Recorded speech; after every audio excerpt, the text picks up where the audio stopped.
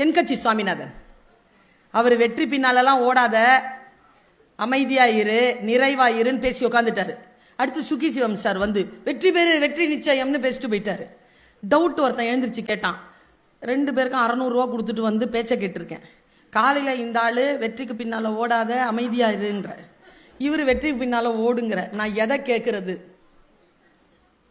அதுக்கு சுகி சிவம் எழுந்திரிச்சாரு பதில் சொல்றதுக்கு. அவரை உட்கார வச்சுட்டு தென்கட்சி சாமிநாதன் சொன்ன பதில சொல்றேன். வாழ்க்கையில் வெற்றியடைய வேண்டும் என்றால் சுகிசிவத்தை பின்பற்றுங்கள், மகிழ்ச்சியாக இருக்க வேண்டும் என்றால் என்னை பின்பற்றுங்கள் சொல்லிட்டு உட்காந்துட்டாரு.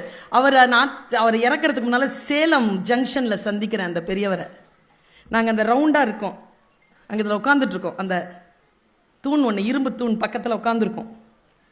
அந்த இது போட்டிருப்பாங்கல்ல, ரூஃப் போட்டிருப்பாங்கல்ல, ரூஃப்க்கு ஒரு பில்லர், அந்த பில்லர் பக்கத்தில் உட்காந்துருக்கேன். வந்து அவர் உட்காந்துருந்தார். ஐயா வணக்கம், என்ன பருவீன் நல்லா இருக்கிறேன் உட்காரு அப்படின்னு. என்ன ஒரு சைக்காலஜி பட்சங்க எல்லாருமே என்னுடைய புத்தியை நோண்டி என்னை பற்றி ஒரு கேஸ் ஸ்டடி எழுதியிருக்காங்கம்மா, இப்போதான் ரிசல்ட் வந்துச்சு, பார்க்குறியான்னு கேட்டார். சரி சொல்லுங்க சார். கடைசியாக கேஸ் ஸ்டடியில் அவரை விசாரிச்சுட்டு தென்கட்சி சாமிநாதன் சாரை இன்று ஒரு தகவல்னு எழுதியிருப்பார். கடைசியா ஃபைண்டிங் என்ன தெரியுமா? தென்கட்சி கோ சுவாமிநாதன் அவர்களை யாராலும் ஜெயிக்க முடியாது. நால சத்தியமாங்க எனக்கு பதறிடுச்சிங்க. எப்படி சொல்றாருன்னு திரும்பி அவர் ஒரு வார்த்தை சொன்னாருங்க, மனம் கனிஞ்சிருச்சுங்க அந்த பதிலுக்கு. அவர் சொல்றார், எப்பொழுதும் தோற்க தயாராக இருப்பவனை யாரால் ஜெயித்து விட முடியும்? என்ன வார்த்தைங்க அது? எனக்கு அந்த வார்த்தைக்குள்ளாக ஒரு மந்திரம் கிடைத்தது. மனதை கனிவாக்கிக் கொள்ளுங்கள், மனதை உறுதியாக வையுங்கள். பணிவு என்பது அடிமைத்தனத்தின் ஒரு சாயல் கூட கிடையாது என்பதனை புரிந்து கொள்ளுங்கள். கற்கின்ற வரைக்கும் பொறுமையாக இருங்கள். கற்றதற்கு பிறகு பணம் சம்பாதிக்கிறீர்களோ இல்லையோ, அதிகாரத்தை பெற்றுக் கொள்ளுங்கள். அதிகாரம் தான் பணத்தை விட மேலானது என்று இந்த மக்களுக்கு சொல்லிக் கொடுங்கள். ஒண்ணும் இல்லைங்க, உங்களுக்கு அதிகாரமும் அமைதியும் இருக்கணுமா? இந்த சகோதரி ஒரு 5 பாயிண்ட்டை மட்டும் சொல்றேன், மனசுல உள்வாங்கி வச்சுக்கோங்க. முதல் பாயிண்ட், உரையாடல்களை நிர்பந்தப்படுத்தாதீர்கள். சொல்லு பேசு, இப்போ சொல்லு. அப்புறம் நீ என்ன நேசிக்கிறியா? எவ்வளவு நேசிக்கிற? இப்போ சொல்லு. நான் கொடுத்தேன்ல பணம், அது எங்க போச்சு? இப்போ சொல்லு. என்ன சமைச்ச காலையில? ஏன் அப்படி பாடாவதியா? இப்போ சொல்லு, இப்போ பதில் சொல்லு. உரையாடல்களை நிர்பந்தப்படுத்தாதீர்கள். கடந்து போங்க, பார்த்துக்கோங்க. முன்னால் இருக்கிற மனிதனை புரிந்து கொள்ளுங்கள், கடந்து போங்க, சேர்த்து வச்சுக்கோங்க. மன்னிக்கவே முடியவில்லை என்றால் விலகி கொள்ளுங்க. அதை விட பெரிய தண்டனை வேறு எதுவும் இருக்க முடியாது. பெரிய தண்டனை, விலகி கொள்ளுங்கள். 2வது, பெண்களே, தொடர்புகளை துரத்தி கொண்டு இருக்காதீர்கள், துரத்தி செல்லாதீர்கள். தொடர்புகள், ஃபோன் எடுத்த உடனே வீட்டுக்காரர்கிட்ட எங்க இருக்கிறீங்க, எங்க இருப்பார் அவரு? ஒரு போலீஸ்காரரு இல்லை ஒரு ஃபீல்டு ஒர்க்கர் எங்க இருப்பாரு? ஒருத்தர் சொல்லுங்க, தெருவில் தான் இருப்பாராம், ஃபீல்டில் இருப்பாருங்க. எங்க இருக்கிறீங்க, எப்போ வருவீங்க? 8 கால் 9 கால் எடுக்கல, மிஸ்டு கால் பார்த்தாருல்ல, பேசுவார். பேசலன்னு வச்சுக்கோங்க, எங்க சுத்தினாலும் நம்ம கிட்ட தானே வந்தாகணும்.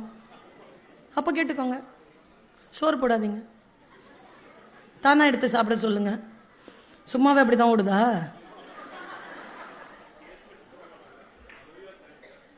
சாதாரணமாகவே போட மாட்டாங்களா? அப்போ ஒழுங்கா பதில் சொல்லுங்க. ஒழுங்கா பதில் சொன்னா போடுவாங்களா இல்லையா?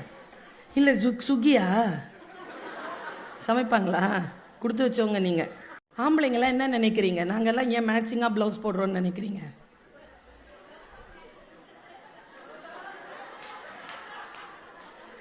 வாழ்க்கை தான் மேட்சிங்கா அமையல. ட்ரெஸ் நீங்க பாருங்க, உங்க பேண்ட் ஒரு கலர், உங்க சட்டை ஒரு கலர். யாரையாவது ஏதாவது ரோஸ் சட்டைக்கு ப்ளூ பேண்ட் போடுவாங்களா? அதெல்லாம் அப்படிதான். உங்கள நீங்க மேட்சிங்கா பாக்குறதே இல்லை, ஏன்னா உங்களுக்கு கிடைக்கிறதே பெரிய விஷயம். ஆனா எங்களுக்கு ஒருத்தர் முறைச்சி பார்க்கிறார், இவ்வளோலாம் எங்களை பத்தி சொல்ற அப்படின்னு. இல்லை, எனக்கு இந்த ஆம்பளைங்கிட்ட பல காலமா கேட்கணும்னு ஒரு ஆசை. சரி, வந்தானால நீங்க கேட்டு போயிடுவோமே. நீங்க ஒரு 20-25 வருஷம் வாழுறீங்களா மனைவி கிட்ட, ஒரு 10 வருஷம் 15 வருஷம் 5 வருஷம் இல்லைங்க, கல்யாணம் பண்ண அடுத்த நாள்ல இருந்துங்க சாகிற வரைக்கும் அந்த டைலாக சொல்லிக்கிட்டே இருப்பான். உன்னை திருத்தவே முடியாது.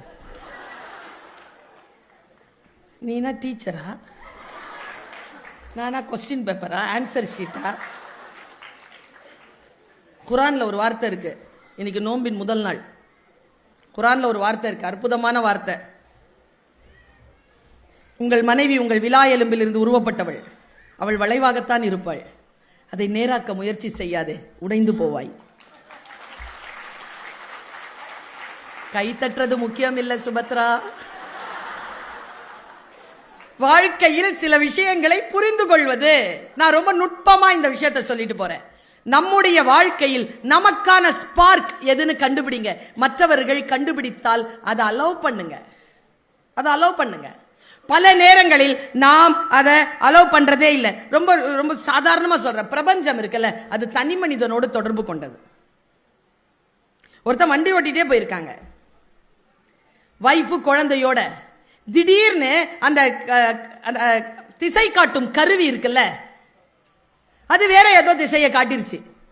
அவர் உள்ள போய் சிக்கிக்கிட்டாரு. ஒரு காடு, காடு கட்ட மட்டும் ஒரு பழக்கம் இருக்கு. காடு உங்களை சூழ்ந்து கொள்ளும், திரும்பி நீங்க வரவே முடியாது.